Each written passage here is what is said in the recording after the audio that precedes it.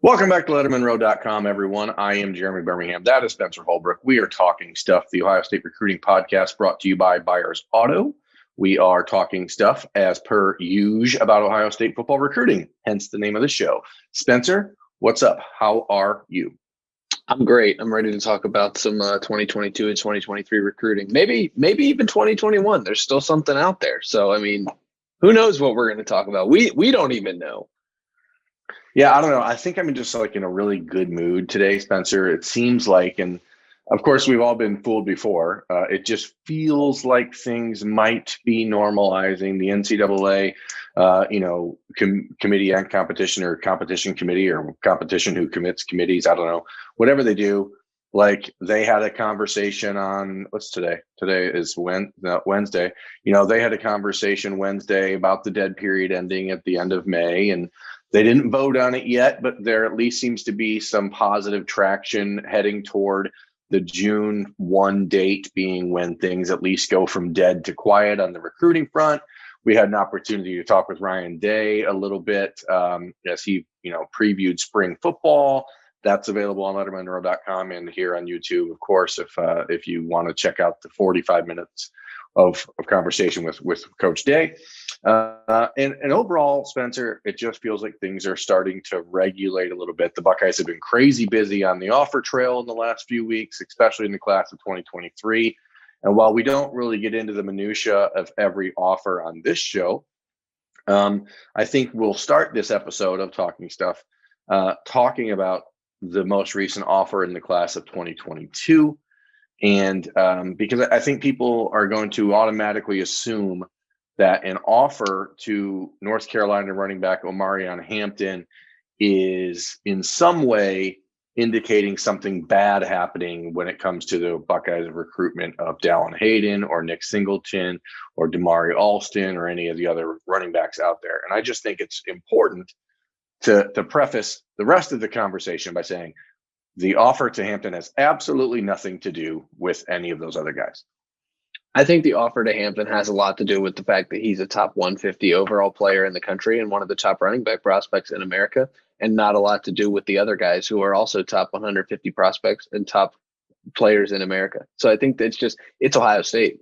There's going to be offers extended. There are going to be guys that Ohio State likes once they see film of said guys. So I just think that's the nature of it, right? So I don't think it's anything to really hoot and holler about, but I do think there's some significance to making that offer when, right now you still can't see these 2022 guys. We thought Ohio State was going to be pretty selective in the running back room. Maybe they take two. Maybe this is a sign that they're going to take two. Maybe that's what the sign is. Well, I think the most important thing to understand is that, as I said, Hampton is in North Carolina. North Carolina has now been playing his junior season of football for the last 3 weeks. So Ohio State now has junior film to watch of a kid like Omarion Hampton at 6 foot, 215 pounds. And the offer comes. Had North Carolina been able to play football back in September, there's a fairly good chance this offer would have happened then. So you have to obviously consider that. But I think what you just said there is accurate. I think the reality is this is at least an indicator that there is a thought of a second running back in this class, because I do believe that both Dallin Hayden and Nick Singleton especially are players that are favoring Ohio State at this time. I don't know that there's any imminent commitment with either one of them. We'll talk about that in a few minutes, but I think there's at least an opportunity for Ohio State to always be prepared in case of emergency break glass on a second running back in the class, because look at the roster. They got burnt in 2020. They weren't ready because they thought they had a 5-star running back. I think this is them evolving in their recruiting to know that they have other guys, not necessarily in the chamber, but understand that other guys could be there if their top choice, or not like as a fallback, but you know what I'm trying to say. They always have options. Ohio State always has options on the recruiting trail. People naturally want to come to play football at Ohio State. And so if you have a few more offers out, if some things do go sideways with one or two of those guys, you still can have that relationship with another running back to fall back on and to talk to and see if he wants to play for Ohio State. Yeah, Tony Alford made no bones about it in the last year plus. Whenever the media has had a chance to talk to him about the recruiting stuff, he was not going to get caught flat-footed again like he did in the summer of 2019, when he thought he had a commitment from Bijan Robinson and thought he had a commitment from Jalen Knighton. And though neither, Ohio State was the presumptive leader for both, neither one of them would make a commitment publicly. And then all of a sudden, the rug was pulled out from underneath Alfred's feet, and Ohio State was 4 months behind in trying to find a replacement for those guys. And I don't think that will ever happen again to Tony Alford in his career as a coach. I think he learned a valuable lesson. I think that Ohio State understands its position in the hierarchy of college football recruiting and understanding that they are one of the 2 or 3 best programs in America. And every single player in the country, once you get an Ohio State offer, you become a viable option for them. And you simply cannot rest on your laurels and think, I've done 9 months, 10 months of relationship building with this one kid, and I feel like he's going to end up at Ohio State, and then not explore other options, because it's 2021, man. These kids are exploring other options. I mean, that's just the facts. They are constantly being bombarded by coaches and other players, and you simply can't be caught with your breath. You can't take a breath in this situation. Yeah, Ohio State got lucky in that 2020 class. That Mayan Williams was there, and they could get in on his recruitment a little late and still be able to reel him in. I think it's safe to say they got lucky with that situation, because Mayan Williams looks like a guy who can really make an impact. That is not always going to happen. You cannot, like you said, be flat-footed. You can't take a breath in recruiting, because the second you do, somebody else is going to leapfrog you in a recruitment, and you're going to be stuck if you're flat-footed, not really knowing where to turn in a recruitment. So I think these offers are pretty important. I think they tell you maybe a couple tea leaves of maybe the second running back, or who's impressing them through the spring season, like you said, but it doesn't really impact the other guys, because I think we're going to talk about this. Another guy's making a visit right now. Yeah, I mean, Dallin Hayden, the 4-star running back from Memphis, Tennessee, visited Ohio State on Wednesday on his own with his father. He is heading to Notre Dame for a visit there on Thursday, and those 2 schools are sort of at the top of the list for him and Nick Singleton, the other running back that I think is really most worth watching for Ohio State in the cycle right now. Is sort of it's sort of the premier back, or the first back. And you don't make that visit on your spring break week. You don't make the trip from Memphis to Columbus unless you're really serious about Ohio State.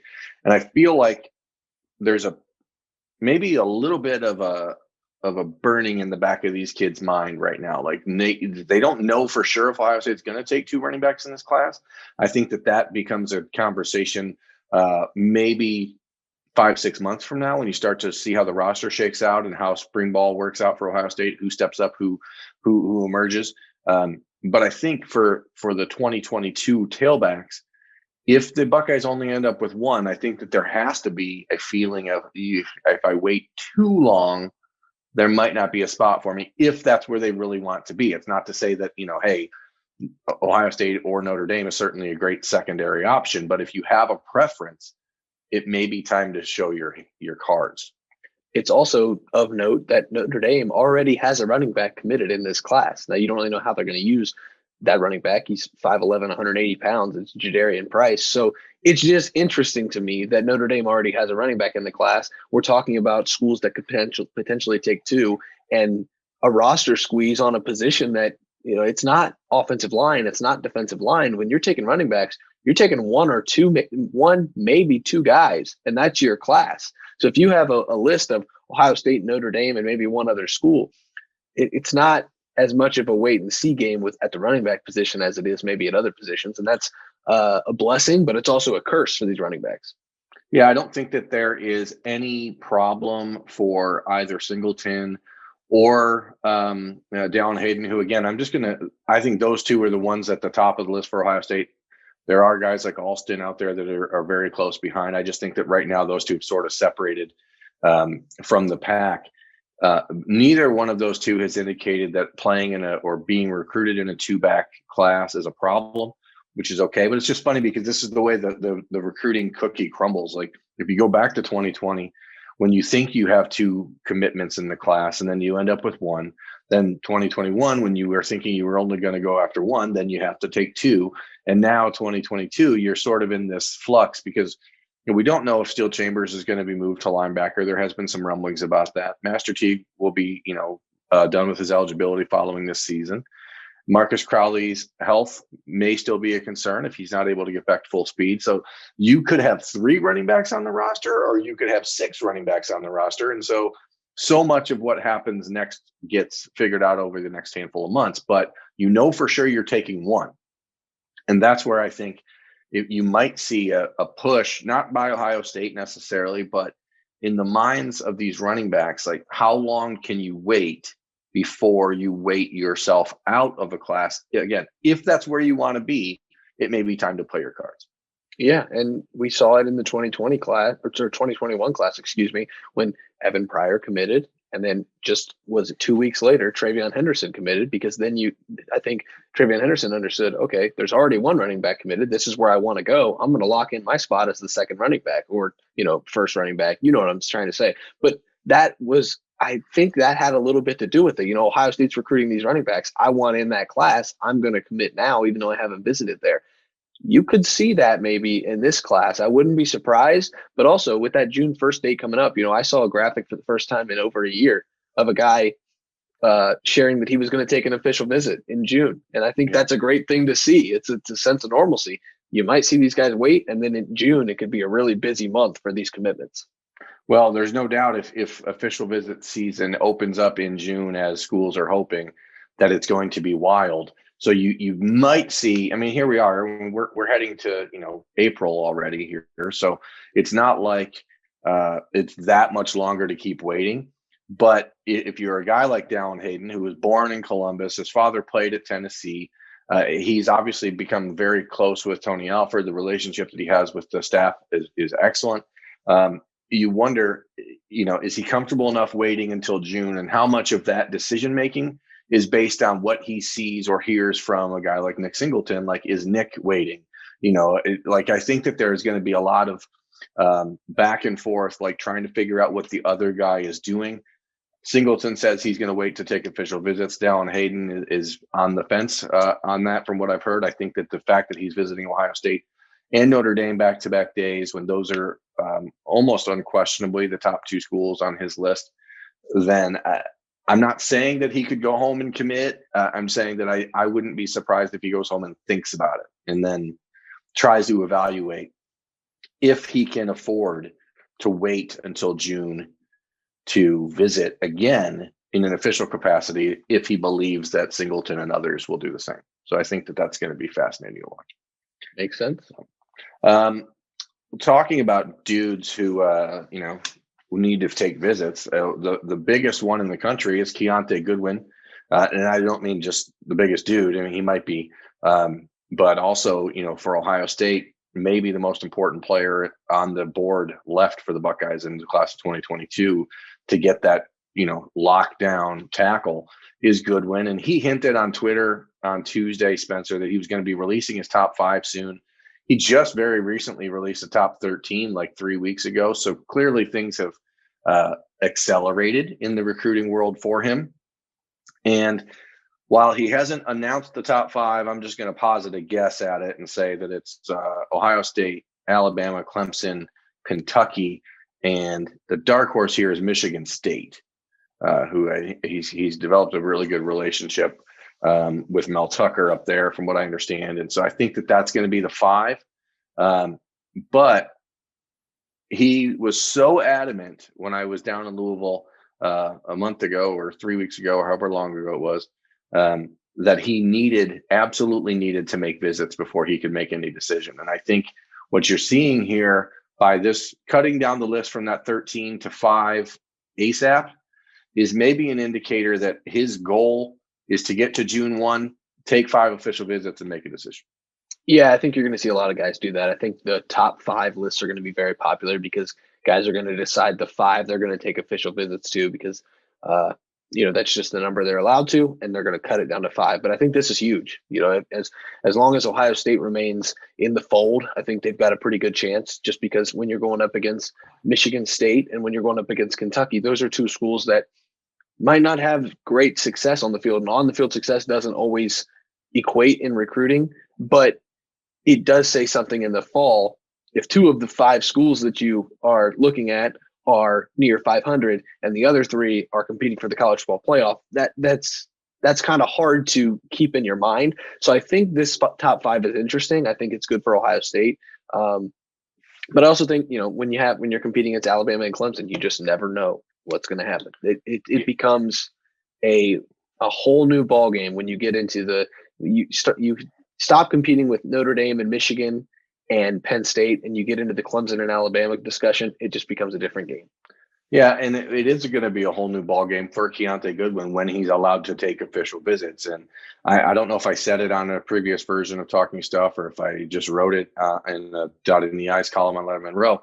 But if I had to predict today where Keonta Goodwin was choosing, like if today was signing day, he had to sign somewhere, I do think he'd pick Kentucky, which is maybe a little concerning for folks, but as a kid that is all about relationships and where he's been and who he knows in person, that's where he's been the most. And that's where his relationships are.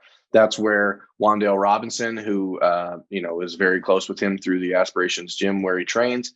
That's, where there's just seems to be that extra connection because he's been there multiple times. Kentucky has done, despite the fact that they remain somewhat mediocre on the field record-wise, they have done a nice job developing offensive linemen in the last handful of years, although they've got new coaches coming in there. You just wonder, how long is he going to wait? And that's why I think what you said is accurate. There's going to be a lot of kids in these next few months that sit down and say, okay, it's probably worthless to put out a top 20 list right now because I have 2 months to really narrow down 5 schools that I'm going to go visit in 5 straight weekends or in a 10-day stretch to make a decision. These kids have not been anywhere for a year and a half. They are all champing at the bit to do that.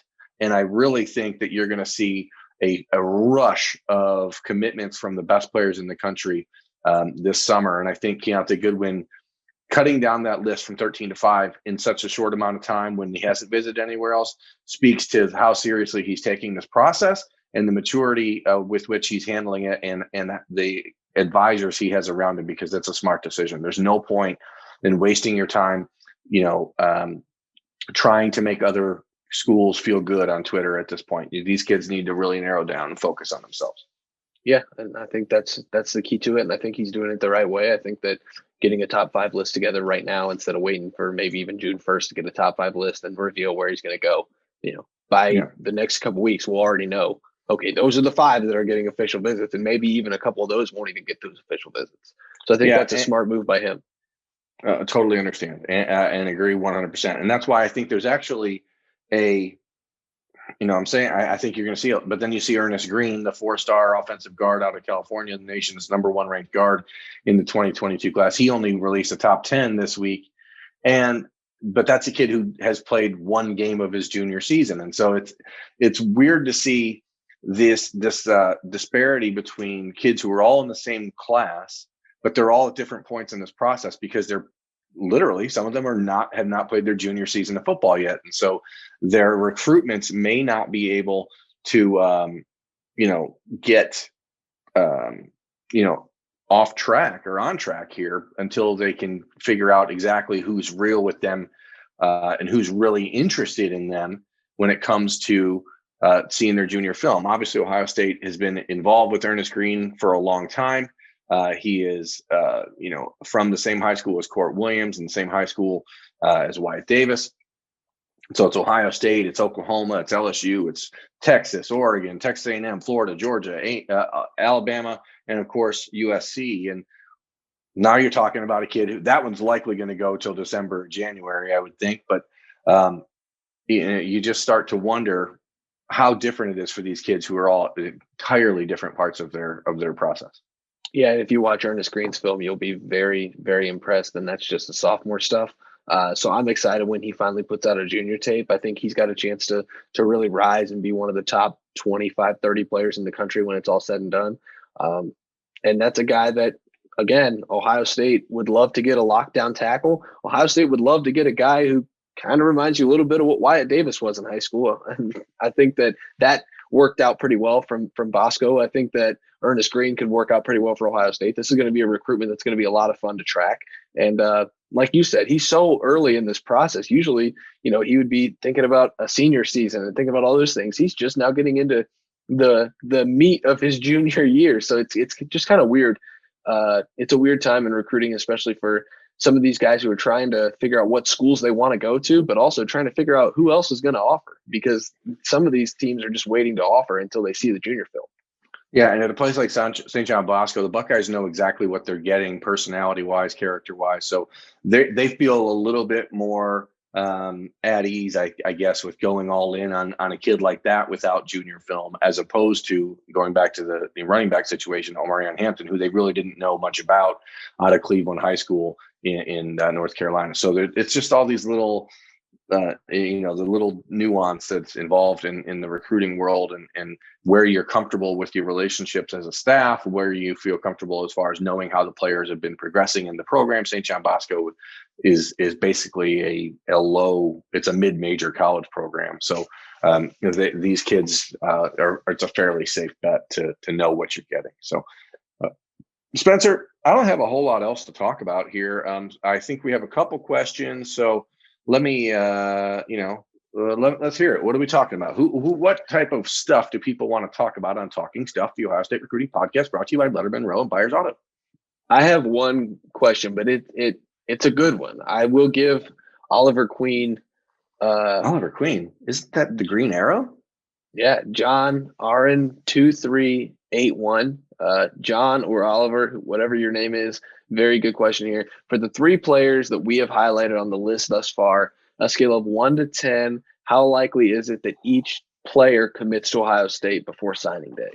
So we've got Keonta Goodwin, Xavier Wampa, and Caden Curry. Okay, so Spencer, everyone knows, I hope, that watches us knows by now that I don't particularly care for percentages. Right? Like, I don't think that percentages are a good way to decide what, so much can happen, right? So let's just play in or out right now, as of today, as of St. Patty's Day, 2021, with those three players. And I believe that Keonta Goodwin, I'm going to have him as in. I don't want to do this to myself, because I said earlier, if he had to choose today, I think he'd pick Kentucky. So I'm going to say out as of today for Keonta Goodwin. I do believe that he needs the visits to happen. If we play in or out here, in or out in June, then there's maybe a totally different answer. But as of today, I don't think he'd pick Ohio State, because I believed him when he said that relationships and where he's been are the most important things. What you gotta figure up? The question though was, how likely do they get a commitment? Does Ohio State get a commitment by the time signing day comes around? I mean, so am I a mind reader, Oliver Queen? Listen, yeah, I mean, it's Ohio State, so I think there's a very real chance that they could get a commitment from all three of them. I would say that there's a 75% chance Ohio State ends up with all three of those guys in their 2022 class. Okay, I think that those are three players that the Buckeyes are the leader for on the 24/7 Sports Crystal Ball. They're three players that the Buckeyes have made a priority for a long time. They're three players that have Ohio State recruits have made no bones about the fact that they're going after. It's players that Ohio State likes a ton off the field as well as on the field. And generally speaking, they're three players from the Midwest. It's not like you have a whole lot of travel to go get them or anything like that. But there's challenges in everything. I mean, obviously, again, Keonta Goodwin, for that, it's about the development of offensive tackles and what Alabama consistently pushes on these kids as far as they're developing first-round picks at tackle. Greg Studrara hasn't. That's what they say. You can look at the numbers last few years. that's there. The Buckeyes obviously continue to put players in the NFL at the offensive line, but you don't know exactly how each player handles that sort of conversation. Xavier Wampa is a player that, at safety, you might look at Ohio State last year and question, do they know what they're doing with safeties? There's always things that you can throw out there if you really want to try to, get kids to have second thoughts or doubts. But, I think Ohio State is in a position, in a winning position right now with all three of them. If I had to choose today, I would say Goodwin is out and the other two are in. But if, we're talking signing day, I think that there's a 75% chance that all three of them end up in the class. All right. And then we have one more question. It's from @Spencer Holbrook. And it is, Berm, who is next on the list? If we can give a sneak peek into the planning of the Ohio State recruiting Lettermen Row chat, who is next on the list? Well, I think it's a fairly good chance that we've actually already talked about him recently, but we're going to go to cornerback, and I think we're going to feature Toriano Pride, who was on Berminology earlier this week, and I think that that's the guy. If you look at his tape, you look at the offers that he has, the schools that they're fighting against for him, the Clemson, Notre Dame, Georgia, Alabamas of the world. He's a perfect fit from a personality standpoint. The word I've heard about Toriano Pride from different sources around different programs, Ohio State and his high school coach, the word I hear is just dog. The kid just gets it. And I think when you're at Ohio State losing Seven Banks after this year, I think you need to replace that corner spot. That Damon Arnett, Seven Banks kind of, you just got to have that guy there. Ja'Kalen Johnson could be that guy, maybe as well. I mean, obviously Ohio State loves him, but Ja'Kalen's from St. Louis, Toriano's from St. Louis. I think that's where we're probably going. I think he's a player Ohio State has to get in 2022. All right. Well, there you go. That's the sneak peek. That's the sneak peek everyone needed. Good. Well, that's the stuff. That's the talking stuff. We're done talking the stuff, Spencer. That's Spencer Holbrook. I'm Jim in Birmingham. This has been Talking Stuff, brought to you by Buyers Auto. Thanks for watching. Please rate, review, subscribe, hit the little bell. Tell us you like us. Tell us you hate us, but just tell us you hate us with 5 stars. You know what I'm saying? Other than that, have a great day. Have a great night.